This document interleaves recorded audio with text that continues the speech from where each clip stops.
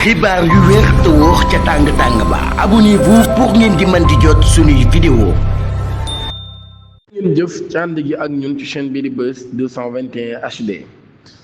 soxna si di Mame Bintou Diaby jamono ji daan nay libre moom soxna si Madiambal Diagne nag mën naa continuer kon vaguer à ses occupations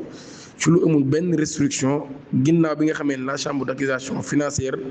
daan nay lever ci mercredi bi la mesure d'assignation à résidence sous bracelet électronique bi nga xam ni moom moo ko frappé woon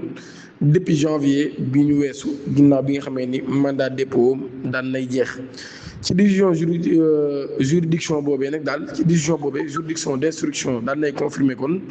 le doyen des juges du pôle judiciaire financier PJF signalé Les Échos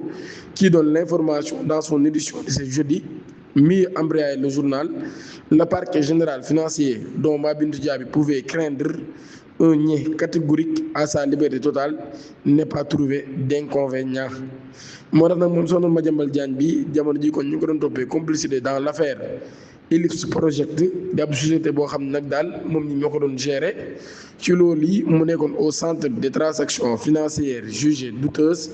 dans un rapport de la CENTIF. Principal accusé du dossier est sous le coup d'un mandat d'arrêt international di borom këram Madiambal jamono ji nga xamee ne mi ngi laaxul ca France. La cour d'appel de Versailles nag daan nay ordonné son extradition partielle mais la mesure est suspendue après que le journaliste ci boppam daal def nag ab pourvoi en cassation. kon ci loolu yi moo tax Madiambal Diagne ba tey ma nga nekk sa France waaye soxnaam si Mame Bintou Diaby moom da mu nekkoon résidence surveillée léegi jërutul muy tàggoo ngir dem fenn wala dara ndax mën naa continuer di vaguer à ses occupations.